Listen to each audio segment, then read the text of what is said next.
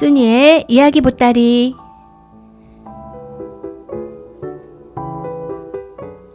안녕하세요. 순이의 이야기 보따리 13번째 이야기 시작합니다. 오늘 들려줄 이야기는 사기꾼을 속인 바보 아저씨입니다.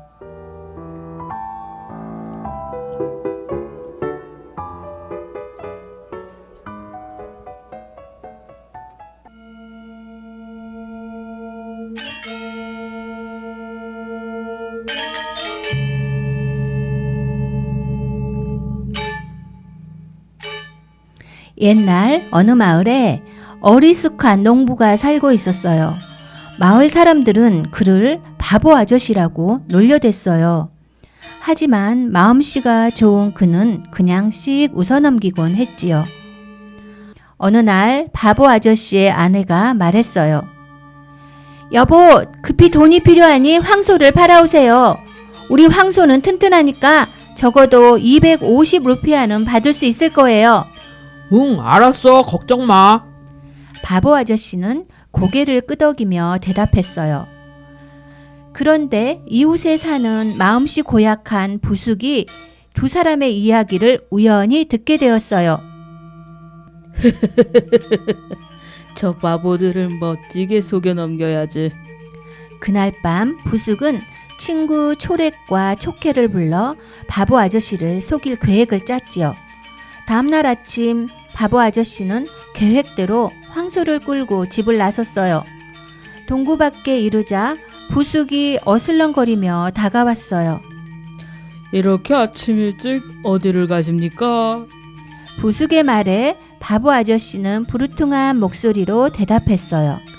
이 황소를 팔러 장에 간다네. 부숙은 이상하다는 듯이 다시 물었어요. 황소라니 무슨 황소 말입니까? 이게 황소가 아니면 뭔가? 바보 아저씨는 황소의 엉덩이를 툭툭 치며 말했어요. 에휴, 딱하기도 하지. 염소를 황소라고 하다니. 에휴. 부숙은 혀를 끌끌 차며 가버렸어요. 흥, 내가 속을 줄 알고? 바보 아저씨는 코웃음을 쳤어요. 얼마 후 바보 아저씨는 촉해를 만났어요. 아침 일찍 염소를 몰고 어딜 가시나요? 촉헬도 반갑게 인사를 했어요. 무슨 소리야? 이건 염소가 아니라 황소라고? 바보 아저씨는 성난 목소리로 말했어요. 아저씨는 농담도 잘하시는군요. 그래, 이 염소를 얼마에 파실 생각이세요? 촉헬은 황소 주위를 한 바퀴 돌았어요. 500루피아는 받아야지. 세상에, 누가 염소 한 마리 값으로 500루피아를 내겠어요? 자, 잘 보라니까. 이게 어떻게 염소란 말인가? 바보 아저씨는 고삐를 틀어지며 말했어요. 정말 이상하시네. 염소를 황소라니. 촉헬도 고개를 설레설레 저으며 가버렸어요. 눈을 씻고 봐도 황소가 틀림없는데 다들 왜 저러지? 바보 아저씨의 머릿속은 뒤엉킨 실타래처럼 복잡해졌지요. 그때 길 맞은편에서 초렉이 나타났어요. 아이고, 이렇게 아침 일찍 어딜 가십니까요? 장에 간다네. 바보 아저씨는 무뚝뚝하게 대답했어요. 혹시 이 염소를 팔러 가십니까? 초렉도 염소라고 하자 바보 아저씨는 헷갈리기 시작했어요. 만나는 사람마다 다 염소라고 하다니. 이놈 정말 염소 아니야? 바보 아저씨는 얼떨떨한 표정을 지었어요. 아유, 힘들게 장에까지 가지 마시고 제게 파세요. 염소값은 아주 후하게 쳐드리겠습니다요. 초렉이 위도돼서 지갑을 꺼냈어요. 500루피아는 받아야 하는데. 바보 아저씨는 자신 없게 말했어요. 아유, 그러지 마시고 제가 100루피아 드릴 테니까 저게 파세요. 염소값으로 100루피아면 후한 거예요? 바보 아저씨는 얼떨결에 100루피아를 받고 황소를 팔았어요. 그리고는 집으로 돌아와 다짜고짜 아내에게 신경질을 냈지요. 당신은 날 놀림감으로 만들었어. 염소를 황소값을 받고 팔아오라고 하다니. 아니, 그게 무슨 소리예요? 아내가 어리둥절해 물었어요. 바보 아저씨는 장에 가는 도중에 있었던 일을 모두 이야기했어요.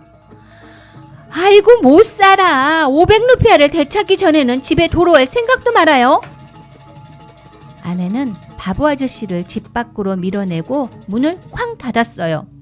어디 두고 보자, 이 나쁜 녀석들.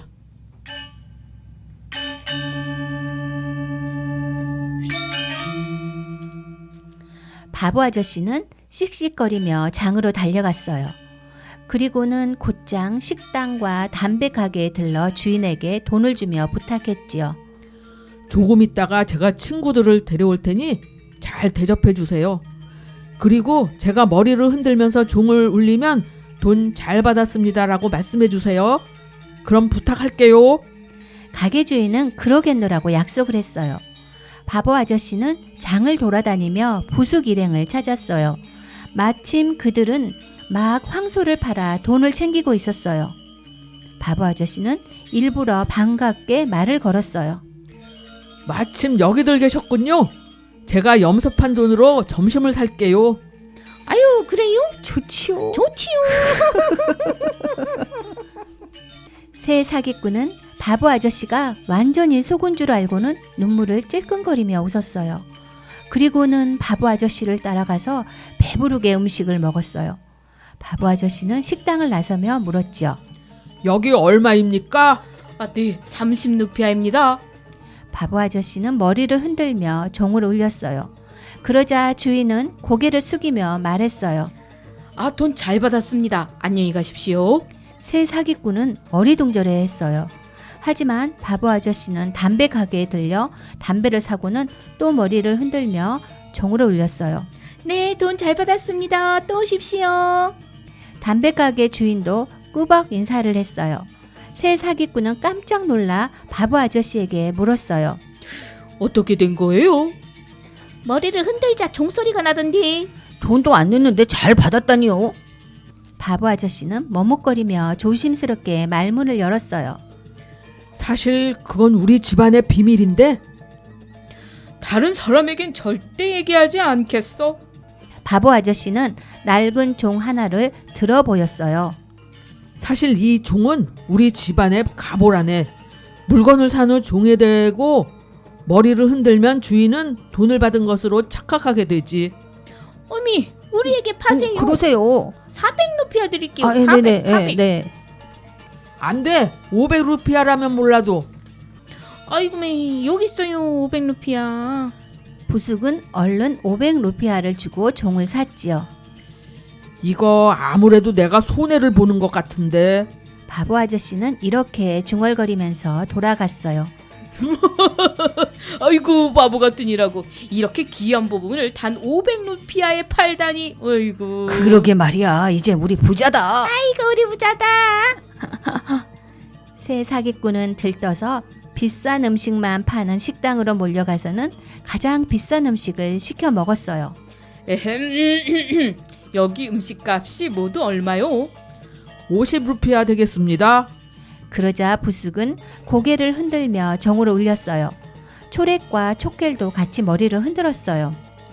손님, 음식을 드셨으면 돈을 내셔야지요. 종은 왜 울리세요? 주인은 이상한 눈초리로 바라보았어요. 주인이 잘못 들었나 봐. 어디 다시 한번 해볼까? 새 사기꾼은 다시 고개를 흔들며 종을 딸랑딸랑 울렸어요.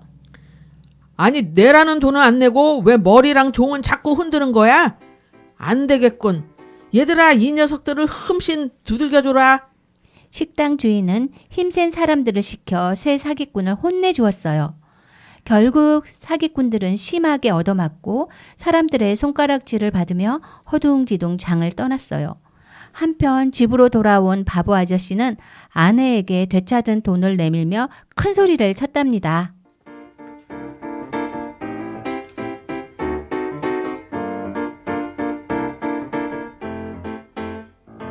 생각해 보아요. 첫 번째 생각. 부숙과 초렉과 촉켈은 바보 아저씨에게 황소를 염소라고 우겨 싸게 사지요. 바보 아저씨는 이 세 사람을 어떤 방법으로 혼내주었나요? 두 번째 생각.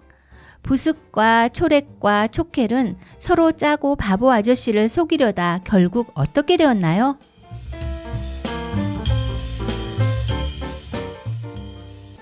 사기꾼을 속인 바보는 인도네시아 동화예요. 인도네시아는 13,000여 개의 크고 작은 섬들로 이루어져 있어요. 세계에서 가장 많은 섬을 가지고 있지요. 곳곳에 20여 종족이 분포되어 있고 종족 간의 특성도 무척 다양해요. 천연 자원도 매우 풍부하며 아주 먼 옛날에 인도인들이 세운 불교 왕국인 스리비자야의 영향으로 불교 유적이 많이 남아있답니다. 진행의 순이, 목소리 출연의 포포즈 오기, 기술의 포포즈였습니다. 다음 시간에 만나요. 안녕.